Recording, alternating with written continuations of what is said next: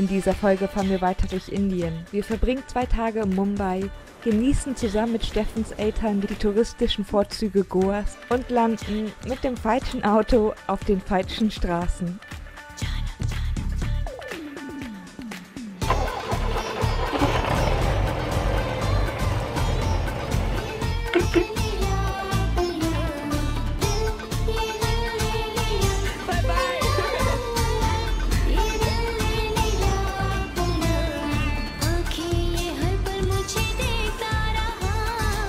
Unter strenger Beobachtung haben wir dann ein neues Solarpanel auf unserem Roof Rack befestigt. Das hat von der Größe her genau neben unser altes gepasst.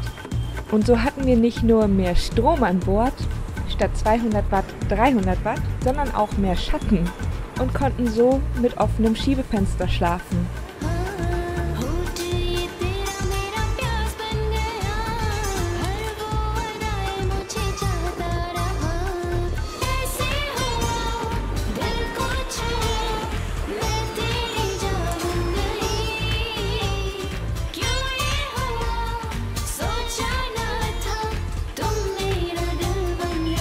Dann haben wir Steffens Eltern, Gerd und Gundela, vom Flughafen in Mumbai abgeholt. Guck mal, habt ihr schon mal sonnenleeren Strand gesehen da vorne? Das ist irre, oder? Aber sollst du ja auch machen, wenn du nicht schwimmen gehst. Das Gateway of India wurde 1924 fertiggestellt. Damals war Indien noch unter Kolonialherrschaft Britanniens. Es sollte als Wahrzeichen und als Willkommenstor für vor allem englische Dampferschiffe dienen.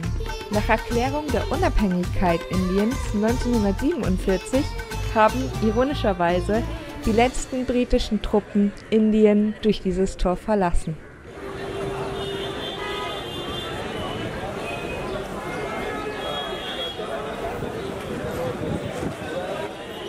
Und Luke, wie gefällt dir Mumbai?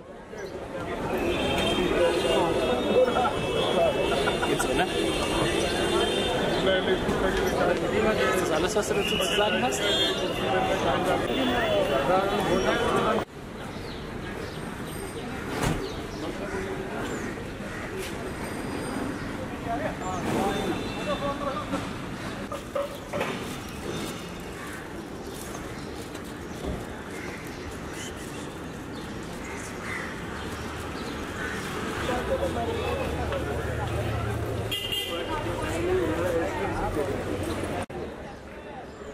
Luke liebt Städte. Umso mehr Leute und umso lauter, desto besser. Und wir sind immer froh, wenn wir schnell wieder aus der Stadt raus sind.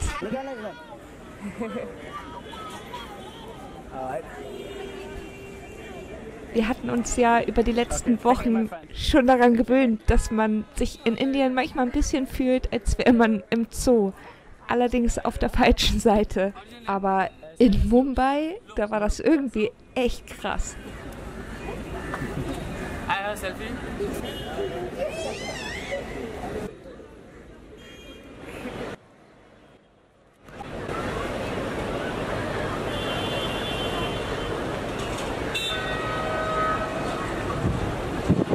Wir haben die Nacht dann ganz elegant vorm Hotel geschlafen und am nächsten Tag ging es auch schon nach Goa.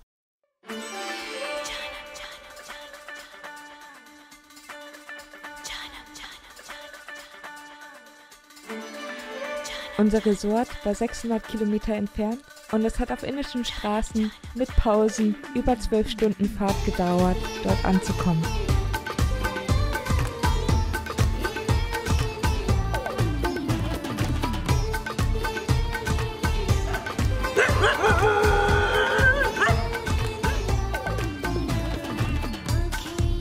Und wir haben mal nicht in unserem VW-Bus geschlafen, sondern in dieser wunderschönen Bambushütte. Das war total irre. Man hatte ein Zimmer, in dem man aufstehen konnte und rumlaufen konnte. Wir hatten richtig Platz. Wir hatten ein Badezimmer gleich nebenan. Wir lieben den Synchro und wir würden ihn niemals gegen eine Bambushütte eintauschen. Zumindest nicht für immer. Aber so zur Abwechslung hat das auch echt mal gut getan.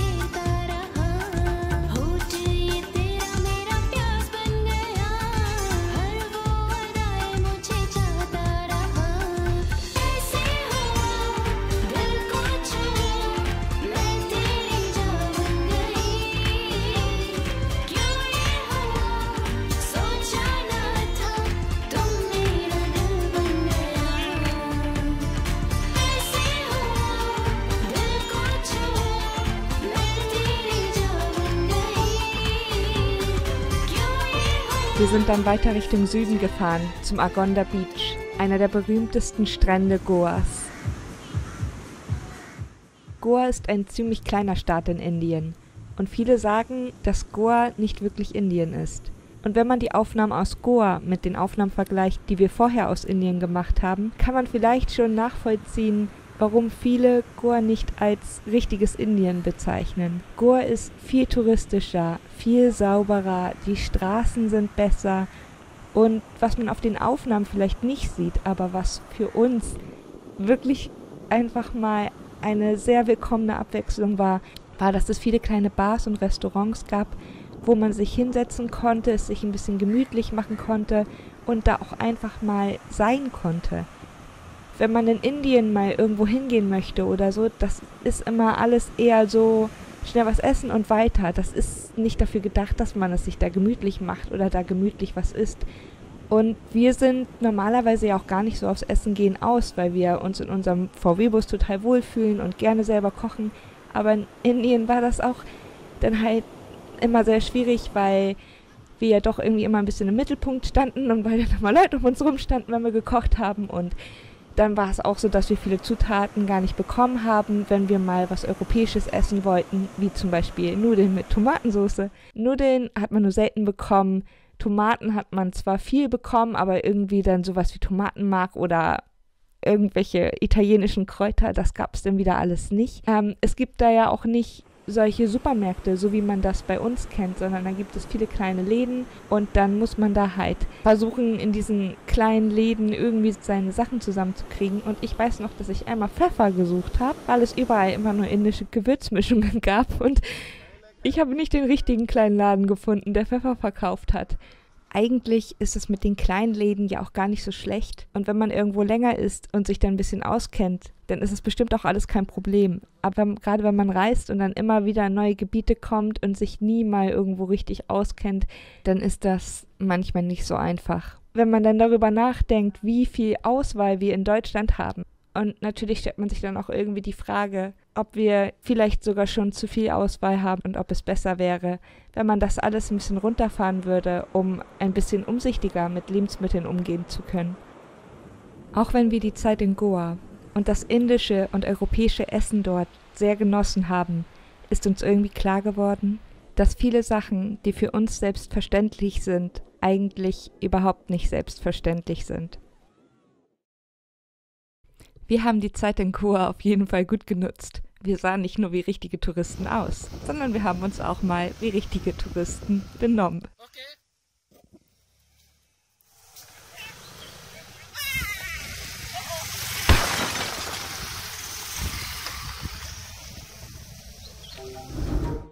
Um etwas entspannter Goa erkunden zu können, haben wir uns ein kleines Auto gemietet. Mit Klimaanlage. Allerdings muss Steffen irgendwo auf dem Weg vergessen haben, dass wir nicht im Synchro saßen.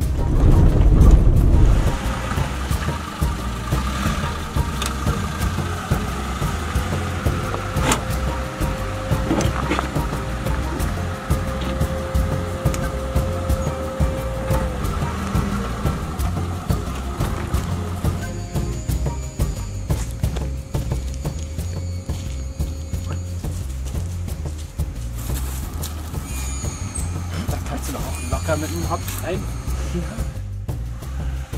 Wir haben übrigens öfters zu Gundela und Gerd gesagt, dass wir den ganzen Weg nach Indien ja nur gefahren sind, um die zwei vom Flughafen abzuholen.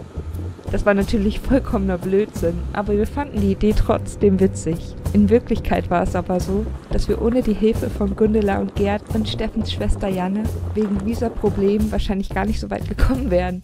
Steffen und ich hatten uns damals keine Gedanken gemacht, wo wir hinfahren wollen oder wie lange wir unterwegs sein wollen. Wir sind halt einfach losgefahren. Und so kam es dann, dass wir im Iran saßen und kein Visa für Pakistan hatten. Und wir haben dann auch herausgefunden, dass man das Visa für Pakistan nur in seinem Heimatland beantragen kann. Zum Glück hatten wir noch einen zweiten Reisepass in Deutschland und damit haben die drei zu Hause es dann geschafft, unser Visa für Pakistan und dann auch gleich mit für Indien zu organisieren und uns die Pässe dann auch noch in den Iran zu schicken, obwohl man eigentlich keine Reisedokumente in den Iran schicken darf. Das war eine ganz schöne Aktion, das alles. Wer geht schon freiwillig zum Zoll oder zu irgendwelchen Behörden? Und deswegen auch nochmal ganz großes Danke dafür.